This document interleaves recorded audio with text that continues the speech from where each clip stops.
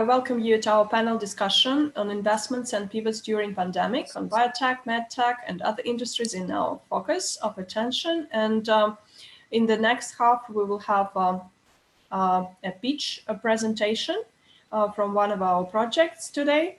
And let's start with a brief introduction of our panelists. And I'll give a word to each of you. So Navneet, could you briefly introduce yourself and the company?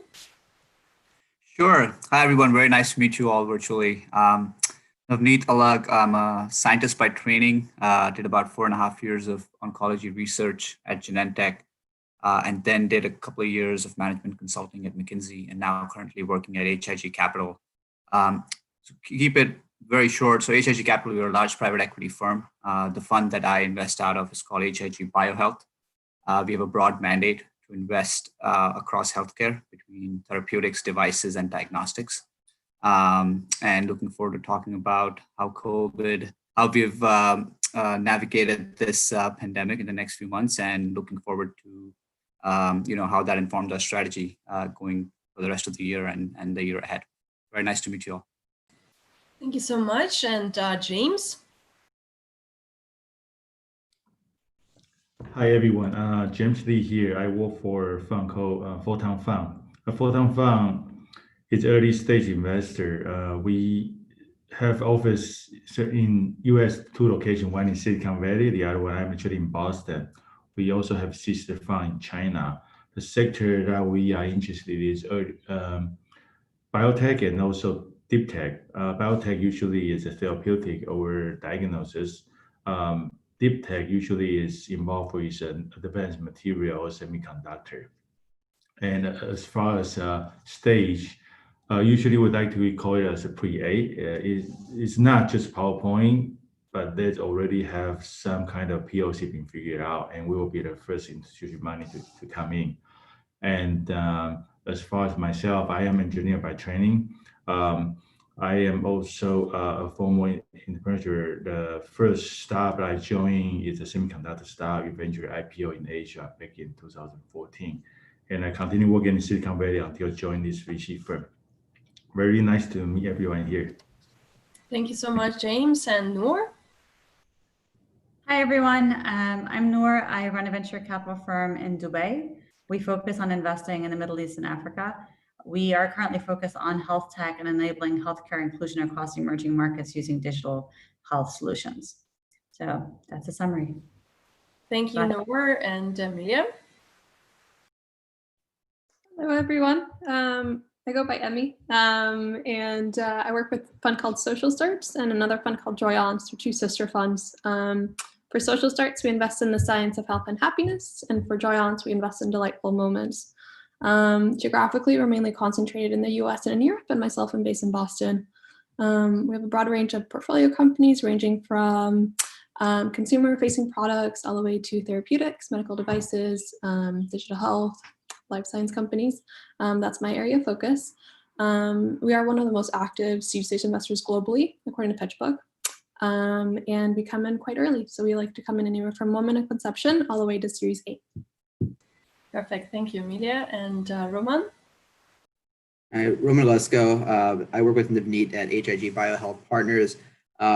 We work together on a lot of the investments, so we'll have similar points of view, but I come from more of a finance and commercial background, having worked in investment banking and consulting before HIG. Great, thank you. And Lubna? Hi, I am Lubna, one of the co-founders of Alternate, and we focus on very early stage innovations with in areas of personal data, AI, and identity, and generally with a slant on social entrepreneurship. And we are US and UK based. Perfect, great. Thank you, Lubna. And the first question to all would be on the current situation in your portfolios, and was there any recent cases of investments you would like to share with us? And was there any impact and your expectations on the post-COVID, how the situation would evolve for your portfolio companies, investment targets, and investment process. Navneet, would you like to start? Yeah, sure. So when the whole pandemic hit, when we all shifted to working remotely, let's say in the middle of March, the primary focus, and I'm sure it's true for a bunch of the other folks at the other VC firms as well, was working and helping our portfolio companies. So the focus initially was internally, helping them navigate through the crisis, make sure they all have cash and come out stronger, conserve cash and come out stronger on the other side of the pandemic. So I think the first month and a half was totally heads down, figuring out how we help our current existing portfolio companies. And once we navigated that, then the focus again shifted back onto new deals. So we weren't not active. So we were always looking at new deals. We didn't pull the trigger on any in the last couple of months. But what we decided to do was things that we liked, where there were opportunities for some attractive valuation, especially on the private side. The public markets have been off the charts, so we generated and dip our toes into that. But on the private side, where we liked the technology, where we liked the valuations, what we decided was to get up to speed and conduct our diligence work. So once there are signs of life coming back, let's say June, July, that we are now ahead of the curve and ready to kind of go meet the management teams and pull the trigger and get some deals done. The other interesting piece I would share was, if you had asked us towards the end of last year, hey, would you ever do a deal without meeting a management team in person? The answer would have probably been no. Our deals are long term. We love a quick exit, but we usually underwrite 3 to 5 years at least, working with the founders and the management team. So without having met them, it's a tough thing to do. But now in this scenario, if you tell us that, hey, we're all going to be virtual for the next 6 months or so, if there's a second wave, yeah, we would actually go ahead and do those things, and we'll figure out a way to do it. So I don't know if that was helpful, if anyone has any other views, but that's what we were focused on initially. And then now, everyone's like getting their heads up and getting back in the game. Thank you, Navneet. And James, was there any pivots on changes in the investment process for you, or maybe recent cases you would like to share? Yeah, recently we did write 2 checks. I think it's about like 4 or 5 weeks ago. It's end of April and early May. Two checks. One is to BioTech. The other one is actually to a deep tech semiconductor. The BioTech is actually a diagnosis. They kind of pivoted from agriculture to be able to demonstrate a very fast track progress in terms of COVID-19 diagnosis using CRISPR technology. So I actually tend to agree with Narvi. These 2 deals that we invest, of course, we are still writing a check during this pandemic, but we already have engaged with these 2 founding team for a while. I would say one is like 6 months, the other one is like 4 months before we write in a check. So we've been keep eye on them and feel like this is kind of technology will work even during pandemic and after pandemic. And the other thing is we feel like leadership can really show their excellent leadership during this pandemic crisis. And for VC, we are really looking for the people and management team. That's why we eventually decided to pull a trigger, write these 2 checks. Can we write a check without meeting management team in person? I agree with Rami. I don't think so, but we are trying to meet the team startup online through Zoom as much as possible. Once these things get clear up, we can meet quickly. And the other thing I will mention is we also tend to rely on more of a peer-to-peer recommendation. It's way more than before that if we decide to make investment, we will have to check with all of the investors in the current previous round, current round, make sure we are aligned, and also they give a good feedback on the team. So I guess it's peer-to-peer from VC, and also trying to meet remotely, and eventually we can pull a trigger once we meet in person. Thank you, James. And Noor, what's your approach? Maybe there could be some changes post-COVID you plan, or maybe something you have implemented already throughout your portfolio, maybe some recent cases you could share? So we've done a few things over the last couple of months, and it's actually brought the community closer together. So our founders community and our LP community, we set up a series of founders calls. We started those in early March. Every week is focused on a different topic. So something like, how do you downsize? How do you look for sustainability, sales, operations across the board?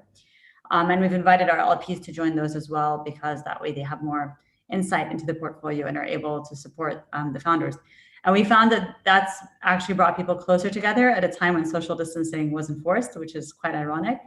For us, we'll continue to do those post-COVID, probably on a monthly basis. And we find that it's actually very helpful for the entrepreneurs. On the deal sourcing side, it's been busier than ever. We're leaning more into health tech, and we're looking at doing a lot of digital health investments at this point in time. We just think that's an area that will grow tremendously in emerging markets as people start to address healthcare inclusion. And there'll be a couple of other sectors that we're very excited about over the next couple of years. Thank you, Noor. And Roman, was there anything new on your side, or what changes do you implement now, or observations across your portfolio, maybe recent cases of investments? Yeah, so excuse me. I think Namit touched on a lot of what we're doing on HIG. But what I would just reiterate is that during this time, really cash is king, and what we've seen from previous. If you look at the companies that survived the last global financial crisis, those that were well capitalized were able to manage their cash well. So that's for us what's really critical for our companies, especially those that have commercial products and need to figure out a way to make sure to stay a active company and reboot once their customers are back up and running.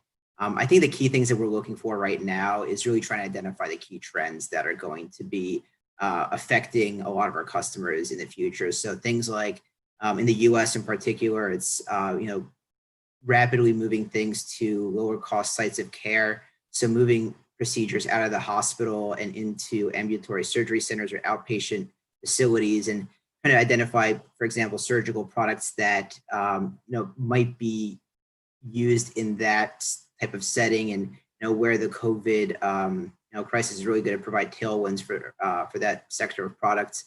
I mean, other things that we're looking at are like connected care. So we have, for example, we have a portfolio company that has an at-home phototherapy device.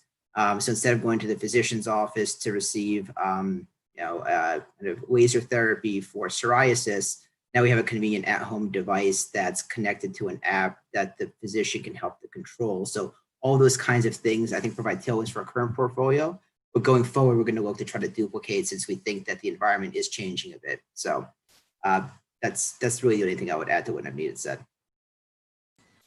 Thank you, Roman. And Emilia? Hello. Yeah, so a couple of things, which has been mentioned before. I think the aspect of meeting founders is something that's really interesting. I think that there's an informality when you meet founders many times in person, whether it's in a cafe, that I think you learn a lot more about them. That, I think when you're in Zoom, things are a little bit more formal, they're more staged. You can choose your background, you can choose what you're showing. And so that's a lot more intentional, rather than maybe if you're meeting in person, there's a little bit more of an intentionality depending on the environment, right? So that's something that's been really important for us, especially because we are so active. In terms of pace, so typically we invest about once a week, once every other week. Given normal circumstances, that has slowed down, but we've remained active. A couple of startups that we've invested in. Kiriko is one of my investments that I made pretty early on during COVID, which is a biotech company that uses kind of materials and enzymes to replace really, really harmful things that are used for preserving kind of consumer products, used in everyday lotions, shampoos, etc. And so she's an awesome founder. Really, really love her. Anyways, other types of companies, Edley, it's an ISA marketplace that we invested in Europe. Aether Medical was kind of a healthcare robotics startup. Feebreeze is another one that kind of connects point of care devices. So as you see, we become and remain very, very active throughout this period. And I think up to this point, we have met if not all, most of our founders. And moving forward, right? So how do we maintain our investments given the circumstances? And that's something that I think we're thinking of internally, is that we are going to have to make exceptions. The bar has gone high based on the companies, but there's a ton of deal flow coming in right now with really, really strong companies. And the last point that I do want to add is that biotech during recessions amid the year 2000, 2008 withstood the test of time. Those are investments that really, really increased throughout. And that kind of indicates and points to now, right? In March and April, we had over $4 billion worth of funding closed in top venture capitalist funds around the world, US and China primarily. And so there's a lot of capital being put into the biotech fields and just kind of being implemented to just really great science. And so those are my comments. Thank you, Emilia. And Lubna? Very much similar to everyone. We've been doing quite a bit of cross-pollinating between our founders and investments. And we're looking more at, whether you pivot or not pivot, and why do you pivot? If is it to adopt, or is it because you had a somewhat short-sighted plan initially? But we're doing continuing with our interest, but it's with COVID, some of the things that may have taken. I shouldn't say with COVID. It's more about with the lockdown, the things that may have been less likely in the market. A lot of things have changed and accelerated in terms of people openness to such. So we're looking a lot more in things that will enable services in home services, whether they're medical or otherwise, and. We're looking at personal AI, where it's empowering people to have more of a better awareness of own well-being and to take a more active role in their tracking. So rather than just being tracked, but becoming a more autonomous being yourself. And then regeneration, again, because we have a strong focus on social and regenerative. Otherwise, I think the rest of the speakers have covered some of the basic things that we've all moved to. It's super exciting, I think, now. Thank you, Lubna. And Navneet, would you share what are the top criteria for you while selecting in your investment process, selecting and assessing startups? What are your key criteria you're looking at? Yeah, so it depends on the area that we are looking at, right? So let's say for the purpose of this discussion, we can talk about medtech and diagnostics. So, traditionally we're looking for things that are, post FDA approval, have a little bit of commercial traction where we can come in and provide the growth capital. And we can go a little bit earlier if we have more familiarity with the space. But at a high level, if you look at across the healthcare space, we're looking for things that provide either a meaningful clinical benefit over on top of an existing standard of care, right? It's a true clinical benefit, or that you are providing a comparable clinical benefit, but offering a convenience or cost benefit to the patients and to the providers. So the example that Roman brought up, which was the home phototherapy company. Phototherapy has been around. The device doesn't provide anything that an in-office phototherapy does not provide a patient, but it offers the ability for a patient not to take that 2-hour trip to the dermatologist's office and do it at the convenience of their home at a cheaper cost. So things that provide a benefit and then have the ability to kind of take costs out of the system. Because I think getting reimbursement coverage and getting the payers to pay is a key factor for driving commercial adoption, especially on the devices side. And even for therapeutics, you can get FDA approval, but if your market access strategy is not on point, you're not going to get coverage from payers, or you're going to get so many step edits that by the time you're in line to get paid, there are 5 other treatments that the patients have already seen. So I think clinical benefit and then economic benefit are the 2 key cornerstones of anything that we would look at before making an investment. Thank you, Navneet. And James, what would be your top criteria while evaluating projects? Yeah, so usually for today's discussion, MedTech, BioTech, usually what we are looking for is maybe a three thing. One is the technology needs to be platform, not only target for one single disease or one indication. There have to be multiple of them. Of course, things need to be prioritized a certain sector or certain disease, but need to be platform technology. Second, the target need to be more confined by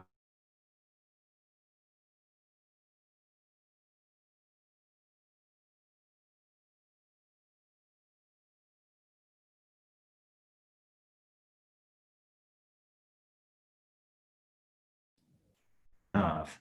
But if that's confined, we feel that has less of risk and we can understand better.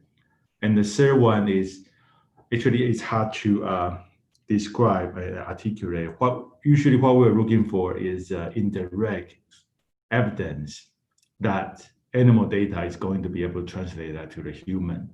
Of course, there's a lot of company working on 505(b)(2), but that will be good for safety profile. But what about efficacy? Do they have some other finding, not necessarily tied into this team, but some other research that can kind of give us a hint that it's going to work for certain type of a model animal? It's going to also work for human. So I would say these three things will be something as a cornerstone that we will place and looking for a team to present during the first couple of pages. Thank you, James. And Amelia? Yeah, sorry. So the most important things that we look for. So a couple of things, because we invest so early. For us, it's all about the need, and really having in mind what the need is in the market, in the ecosystem. There's a lot of players, right? The physicians may not have the same incentives as the hospitals. The hospitals may not have the same incentives as the patients. And so how about the payers? And so that's insurance. Anyways, so it's kind of coordinating all these different players and identifying a need that's aligned and a solution that can fit the current ecosystem of things, right? So for us, that's kind of a big thing, is that having and talking to all these players, finding the biggest need. Of course, the science has to be great, has to be novel, it has to be verified, so, and validated. So the biggest need, the science, and then the team. Have they done this before? Are they the best team to do this? And do they really kind of know themselves, where they're situated in the market, the hurdles that they have, and are they humble? And I think that's a big thing. Is humility. I think it's really important, is knowing what you do know, but also knowing what you don't know and being able to speak to that. So those are, I think, the top three. Perfect. Thank you so much, Amelia. And Noor? So what we generally look for is, especially with the health tech focus that we have, is inclusion. So how many people will this touch? How much impact will this have in our markets? And we think of healthcare and health tech inclusion the same way that people thought about financial inclusion the last 10 years. So for 10 years, people spent a lot of effort and energy investing in fintechs. So you could bank the unbanked without building more banks. We think that the next 5 to 10 years are about healthcare inclusion, which is how do you provide healthcare access to people who don't have it without building more hospitals. So just like in fintech, we didn't try to replace the banks, but rather augment their reach by building, technology platforms on top of the physical infrastructure. We think the same thing will happen in healthcare. What technology platforms can you build on top of the physical infrastructure of hospitals and clinics that will enable them to scale more? And a great example is an investment we made a couple months ago in a company in Nigeria called Helium Health, which is an EMR that enables you not just on the hospital as well as regulatory side to take a look at who came into the hospital, because less than 30% of hospital visits across Africa are documented. So we took a look at this and said, okay, well, they also have the patient side, where as the patient, when you leave, you can see which doctor you saw, what they said, what they prescribed as a treatment, and so on. And if you cannot afford it, you can apply for a loan within the platform, which is just incredible, because then you really are impacting healthcare inclusion. So for us, what we're looking at is how many hundreds of millions of people can we impact? In the last 5 years, 2 billion people came into the financial ecosystem because of fintech. We expect that over the next 5 to 10 years, if done right, 2 billion people will have access to doctors that currently don't have access. And that will be largely through digital health solutions. Thank you, Noor. And Roman? So I think Emmy touched on this a little bit in what she had said, but a key thing to just remember is that us as private investors, we can't trade in and out of stocks, right? Once we make the investment, we are with you for the long term. And look, everyone here probably likes quick exits and kind of getting the capital back. But sometimes these investments can take a decade or more to exit, and you're working with the management team pretty regularly to grow the company and to execute the strategic imperatives, right? So evaluating the management team is absolutely critical, and having somebody that can confidently take the product or products and kind of take them to their maximum potential is without a doubt one of the most critical pieces of the diligence process. And I think one of the reasons why everyone here has mentioned that not being able to meet people in person during COVID has been a bit of a challenge, but that I really don't think you can underplay that aspect of it enough. It's just the human nature and the human interaction that you have with the management team as an investor. Great, thank you. And Lubna? It's very similar. It's really important that the team and their capabilities, but also the level of passion that they have. It's and how unwavering their passion is. Of course, their innovation and it's and the thought process in the short and longer term, because when you're looking at impact, it's hardly a short-term thing.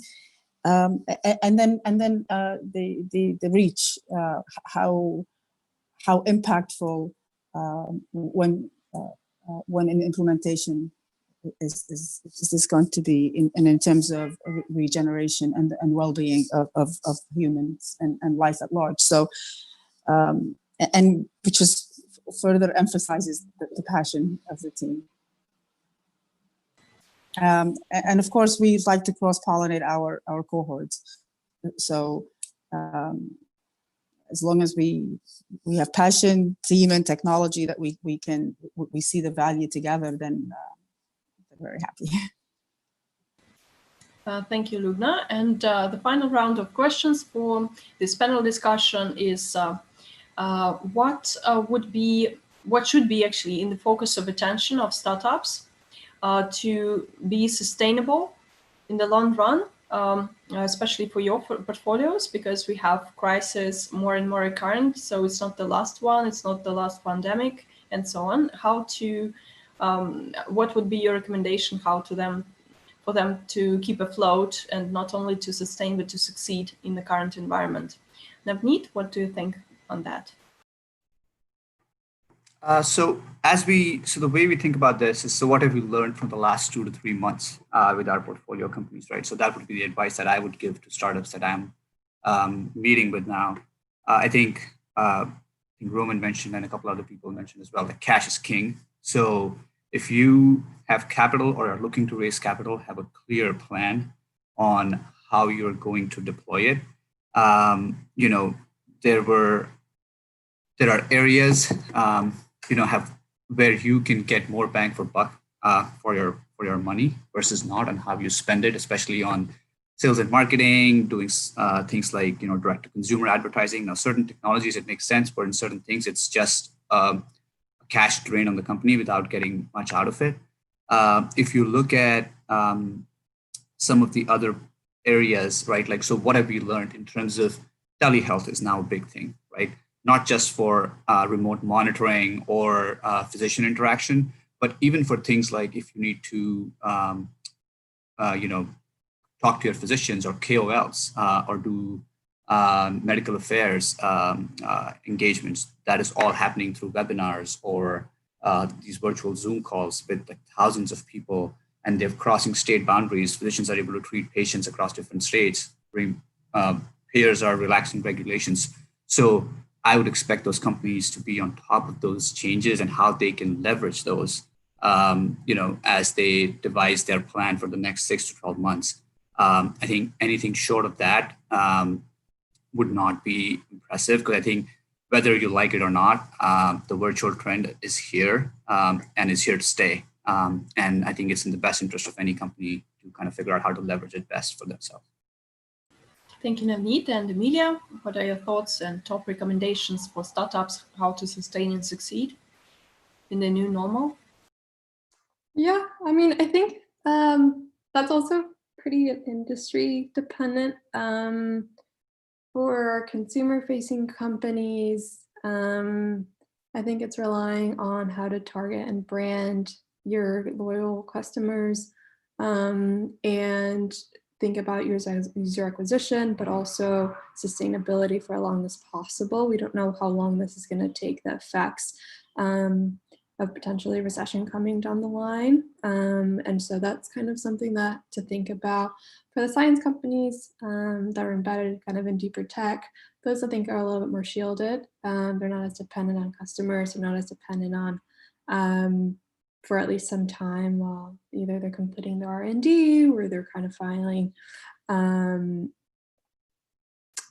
they're filing their patents or things like that. So I think for us is just kind of really focus on the science, focus on what kind of sets you apart, and really kind of keep going on that. Clinical trials have been delayed and postponed. So I think it's to take into consideration and have plans that this is going to have long-term effects. So I think the biggest kind of advice that I can tell others is that this is going to take a long time, and the repercussions are going to be here for very long.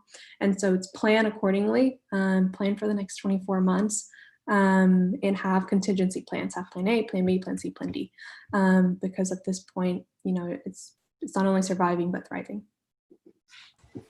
Thank you, Emilia. And James? Yeah,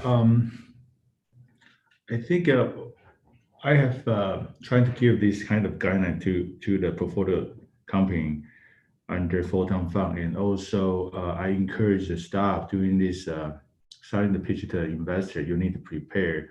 If you didn't prepare, talk about the COVID-19 impact, I'm sure the conversation won't be too long. So in my opinion, you need to look at a three level of thing. The first level is mainly doing the pulse check to see what kind of runway you have in here, and what is the important milestone you are going to hit. Will that be good enough? And if this pandemic is standing for 3 months, 5 months, what will that be impact in terms of your runway versus your milestone that you're going to hit? That's first thing. The second thing is, once you figure out your ground truth, and you will have to figure out what strategy are you going to do. Is that defense or offense strategy? Really focus on execution as the next level. And the third thing is we need to adopt this new norm as the post-COVID-19. As Amy mentioned, it's not going to be short run. It might come back in the future. And how are you going to mitigate the risk as supply chain and also your customer? And what are you going to do to catch up once this thing get cleared up, or maybe 3 months or 6 months? What are you going to do strategize? So for me, leadership under crisis is very important. Of course, we prefer to meet in person, but still you can really see these three things if you are very good management for the team under these certain circumstances. So these three things, post check, also defense or offense strategy, and also adopt the new norm. Yeah, that's my take. Yeah. Thank you, James. And Noor? Sure, I'm happy to contribute to the question. I think that everyone's managed to cover everything, though. There's really nothing left to say. I think you triage, you see how much time you have left, you see where you can beef your revenues, where you can cut costs. I think what's important is to stay focused on the long-term vision while you try to get through the short-term bumpy road. I think it's a good time for entrepreneurs to be thinking about what is sustainable within their businesses. Are there any sub-businesses or revenue streams that historically you've made do with the hope that they get better, but now is a great time to take those risks and just get rid of those because they're just not worth the effort. You should just focus your effort on areas of real growth and real sustainability. The other thing is that no one ever blames you for taking risks right now. So we have one portfolio company that historically, is subject to the regional e-commerce issue of cash on delivery. And with COVID, what happened was the same thing that happened with SARS in Asia, which was e-commerce picked up massively. So the founder decided that now's a great time to get rid of cash on delivery. So it's credit card only. It's something she's been wanting to do for years, but has been unable to do. So it did that, and the revenue still went much, much higher. The unit economics improved. And it's a great time to do that. So it's a great time to try new things, to take risks that maybe previously wouldn't have taken, and to get rid of business lines that have been doing okay, but not fantastically well. Perfect. Thank you, Noor. And Roman? I don't know if I have too much additive to say beyond what the other folks have said so far. So maybe I'll just pivot this just a little bit, but still on the same kind of vein here. So we hear often from our portfolio company management teams, it's like, I'm always fundraising. I feel like I'm always raising capital, even when I'm not. So I think one of the big things, as you grow and as you continue to think about your future trajectory is just, what's your story, and getting the word out there, and just making sure that your outreach is on point. I think Navneet and I probably, we officially probably review something like 30 plus companies each week, and that doesn't count the ones that we'll just kind of meet during conferences and so forth. So, having a succinct pitch, having a succinct kind of value proposition, and being able to articulate that quickly, I think goes a really, really long way. And as you continue to grow and as you continue to look for capital, just having that communication on point will help you in that process. Do it efficiently and raise as much as possible. So the key here is just don't take for granted that capital is going to be out there, and just have that on top of mind, and just always be cognizant that, people might be receptive to your story, and just be willing to pitch it. Thank you, Roman. And Lubna? I like being last because everything gets covered already, but I think I think it's been more or less said, but it's, you reevaluate your assumptions. This is what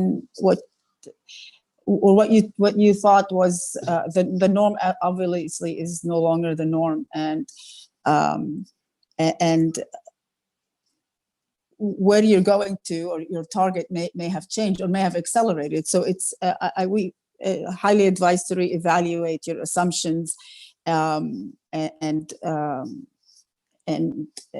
your ecosystem play. Where do you fit into the ecosystem, and how do you might strengthen or uncover new opportunities because of this change? Some things are much more attainable now, or things that people may have been too early are no longer too early, and some things that made sense before don't make. So it's whether it's along the same lines of your also your narrative and your story, but it's really important to check your assumptions and see what is being unlocked or is no longer attractive, or an obstacle even. Thank you, Lubna. And we have a project pitching today. Vikas, could you briefly introduce yourself and your project? Yeah, hello everyone. My name is Vikas Srivastav. I am from Bangalore, India. My project name is WhatsCut Pro. Should we start with the pitching, or this is just the introduction? Just introduce yourself first, and then we go ahead with the elevator pitch. Okay, so I have cracked IIT way back in '98. I have 15 years of experience, mainly into consulting and operations. I started my career as a marine engineer. Now, since last 5 years, I'm into startups. My previous startup was an educational venture where we have seen 10x growth in a span of 2 years. And since last 3 years, we are working on WhatsCut Pro. I'm also a published author. And I think during the pitching time, I will let you know about the startup more. Okay, thank you so much. So you can start with sharing your pitch deck with us, and please just go ahead. Thank you. Yeah, sure. Yeah, can you guys see my screen? Yes, that's good. Okay, That's good. Yeah. So successful social media marketing is not built on impressions. It's built on relationships. People do not buy goods or resources. They buy relations, stories, and magic. The influencer marketing revolution is here to stay. Having grown to a $10 billion industry globally, influencer ecosystem is the fastest evolving ecosystem. Instagram, Facebook, TikTok are becoming far more effective to marketers, allowing them to spread the content organically. I'm Vikas Srivastav. I'm the co-founder and CEO of WhatsCut Pro. WhatsCut Pro is a smart and powerful platform for social influencers.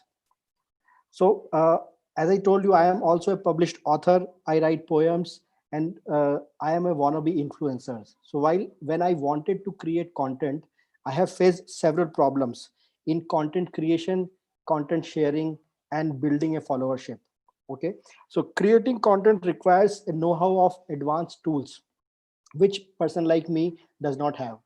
Managing multiple social media platforms is a nightmare, and building the followership beyond the friends and family is also not possible for a lot of new influencers.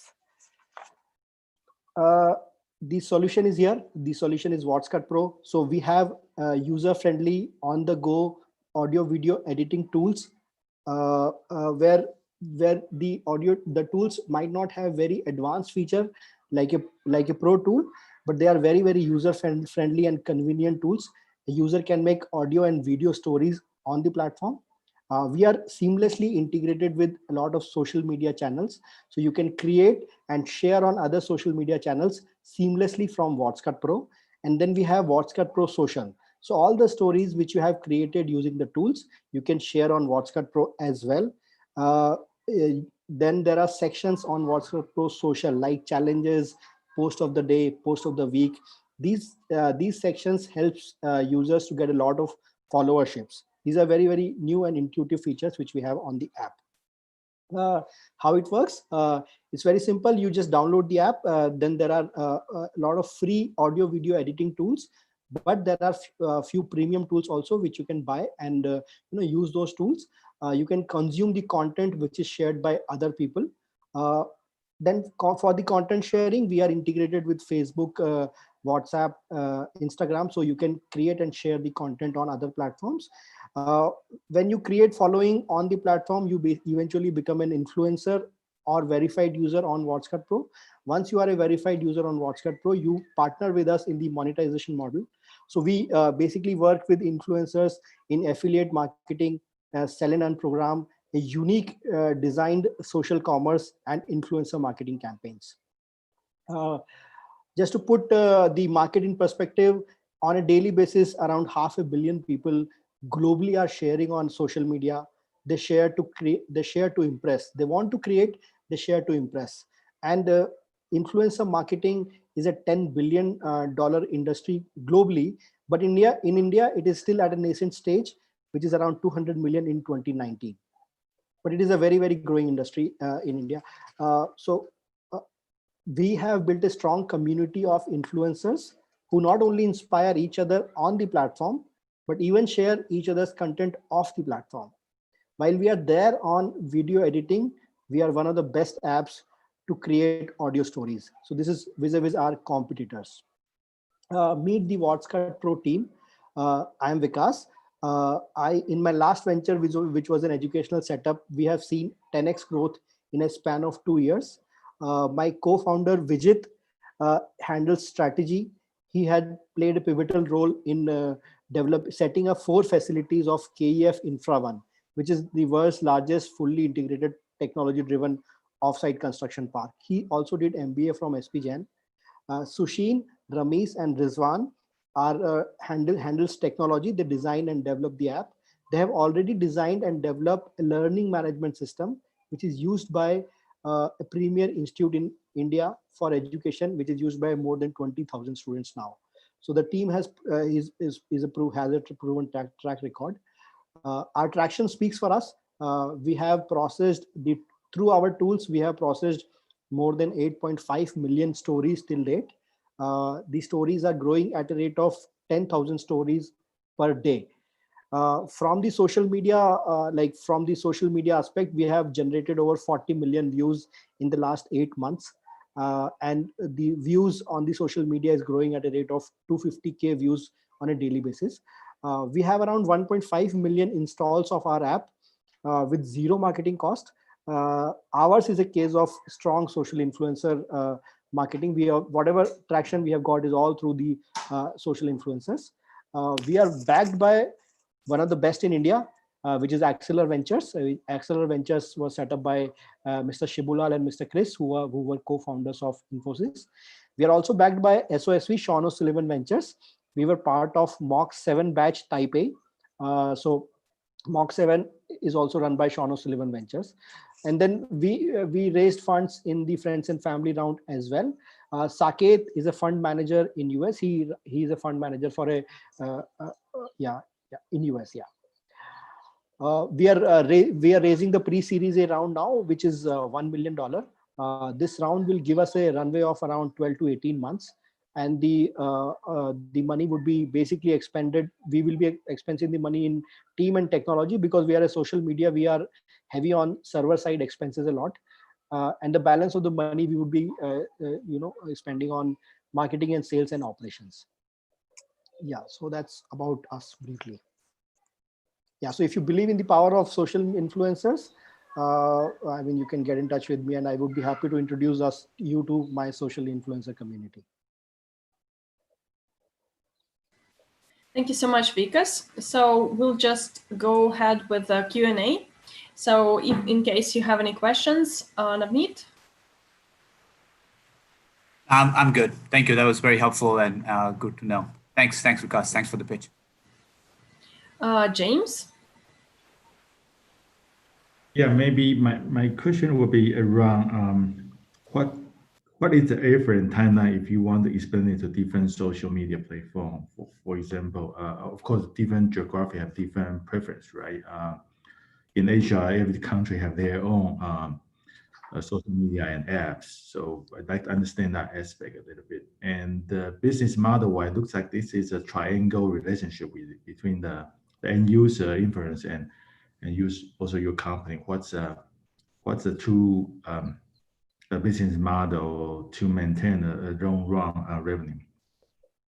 Okay, yeah. So the first question regarding the geography. So we have a prominent presence in India. I mean, 60% of the users are from India, but we also are present in South America, a lot of countries in South America, and Middle East and Southeast Asia. So the app is there in 5 languages, like Spanish, American Spanish, Turkish, Indonesian, and English. So however, as you said, I mean, there are a lot of local social media platforms. So from that perspective, we are prominent in India, but have a presence in multiple countries, which kind of gives us a global flavor. From the monetization standpoint, so actually this is a social platform which opens up a lot of revenue stream for us. One revenue stream which is already up and running is the premium subscription, so which users are buying the tools and all. Then the ads, different kind of ads we have integrated. So from that, so these are the two streams from the users we have. Then we have revenue streams from the influencers. So because we are maintaining a dashboard of our influencers, we are able to run affiliate marketing campaigns, sell and earn programs, and also social commerce through our platform. So basically these 3 are the revenue streams which connects influencers with brands. And because we are running it, we get a commission in each of that. Great, thank you. Yeah. Noor, do you have any questions or feedback? I mean, I'd like to understand more where you currently stand. So how many people are on your team? How do you look to build that out? What do you think are the biggest few challenges you'll be facing in the next kind of 12 to 18 months? And how do you plan to address those?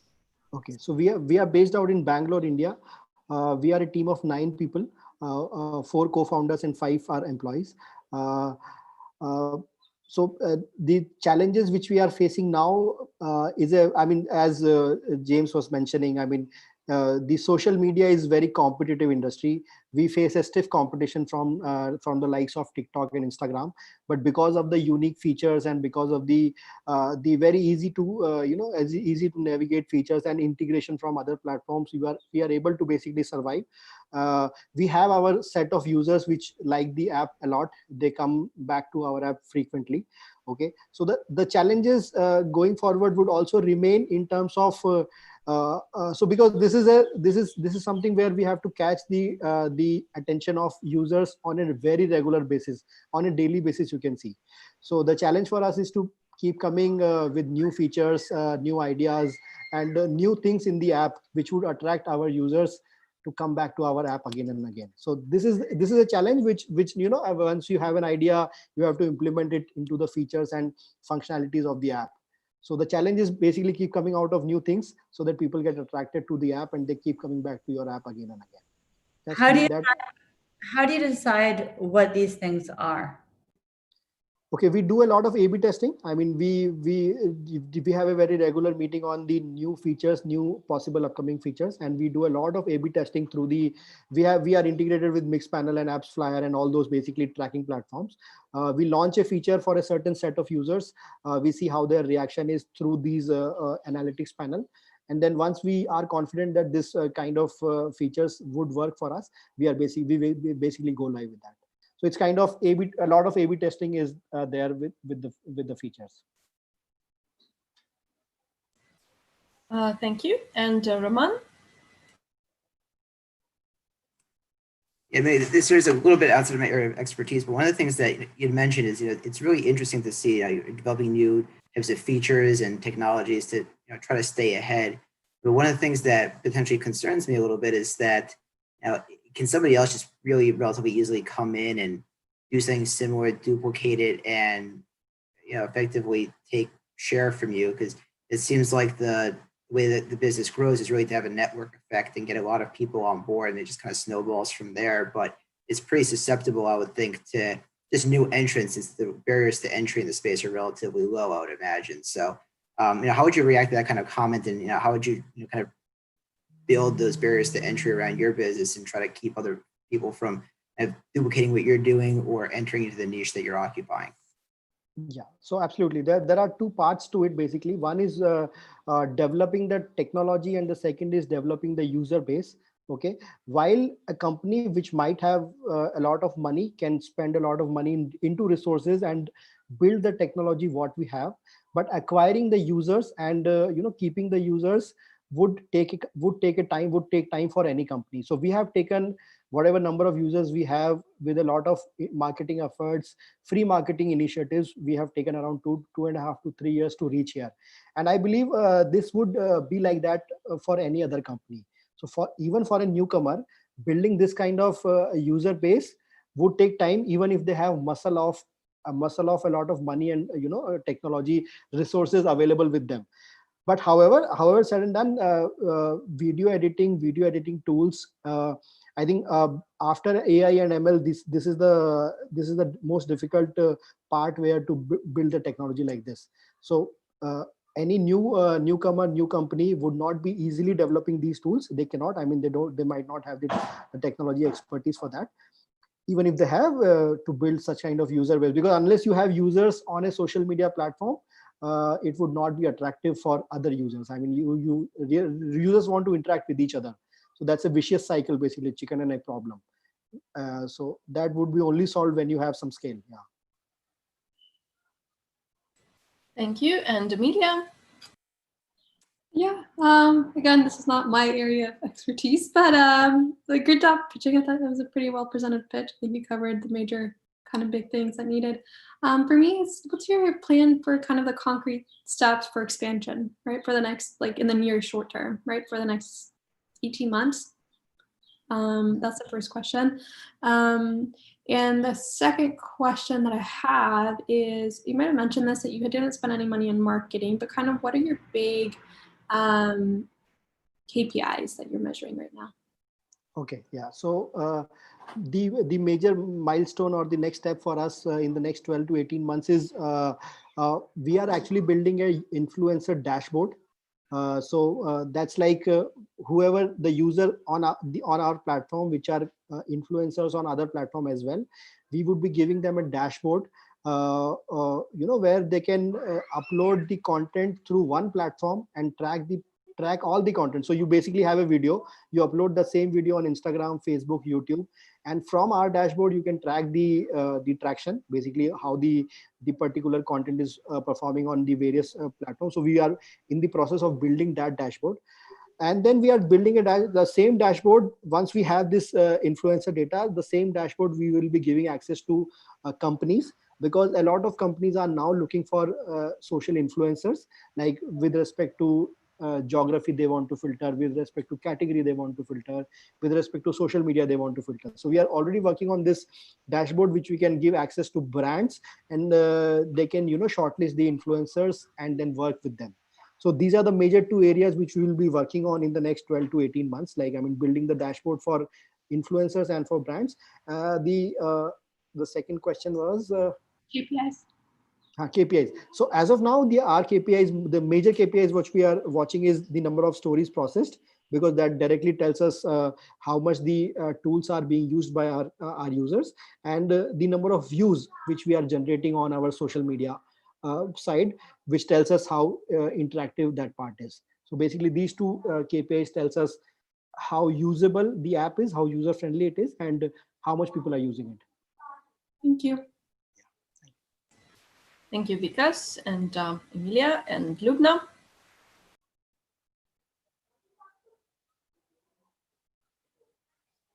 I don't have any further questions. Okay, thank you. Okay, and we have the final feedback question. So what place do pitch competitions of this type take part in your investment process? And do you find any projects in the pipeline through this type of pitch competitions? Emilia? Yeah. We're part of accelerators, we're judges everywhere. So oftentimes we do find interesting companies in competitions and elsewhere. So yeah, the answer is yes. Thank you, Emilia. And Noor, what is the place of online pitch competitions in your investment process? So we review them, but for us, we are in later stage investors. We do series A and B. So you review them, and often we track the winners and the finalists. As they raise their A's and B's, we get involved at that point. Okay, thank you. And Roman? Yeah, same thing for us. It's, we're later stage investors, but as a private investor, you need to have your ear to the ground with everything that's going on. And what's early today is going to be late someday in the future, right? So just having an understanding of that is very, very important. And honestly, it's just a good way for people to get to know your name and to get to know the people that are up and coming in the space. So even though for us it doesn't really impact our deal flow, it's much more important for just our understanding of the space, and networking and connections in this area are key. So that's really where the value comes in for us. Thank you, Roman. And James? Yeah, I don't have that much to add. I agree with Ramon. So to me, VC entrepreneurship is like a dating process, right? And internship is like an engagement. What I propose to someone I only meet online dating and get married with them, I would say no. But you can still understand each other quite a little bit and get each other excited. Once this pandemic will get clear, we can still meet in person. That can certainly shorten the amount of time post-pandemic. So that's probably something I can add at this point. Thank you. And Lubna? We think these are great. We love them. We get to see a lot of new founders. We get to explore a lot of new ideas, and we think they're great, especially for us, is because we are super early stage. Thank you, Lubna. And Vikas, what is your feedback on this type of pitch competitions? Do you participate in other ones? And how successful are these formats for you in your fundraising? Yeah, so we've been funded by 2 accelerator programs. So obviously this kind of competitions has been really great for us. Apart from being funded, I mean, it is a great way for us to connect with a lot of investors, because we believe that investment is a long-term process. So knowing investors and working with or meeting them during these kind of events is always helpful. And it is not like one time chance that where you just connect and you get the money and then get off. It doesn't happen like that. So whenever we go to these pitching competition, we get to meet a lot of investors. So that is a good basically platform for us. Yeah. Thank you all, and I wish you all a very nice and productive week. So please join our Startup Leaders Club for founders and investors as well. We also have keynotes, masterclasses, online roadshows, and in a couple of hours, we also have another roadshow mostly developed to fintech projects. So good luck to all, and please join us, and also share what other formats you would like to introduce into our communication within VC community between serial entrepreneurs and investors of different types.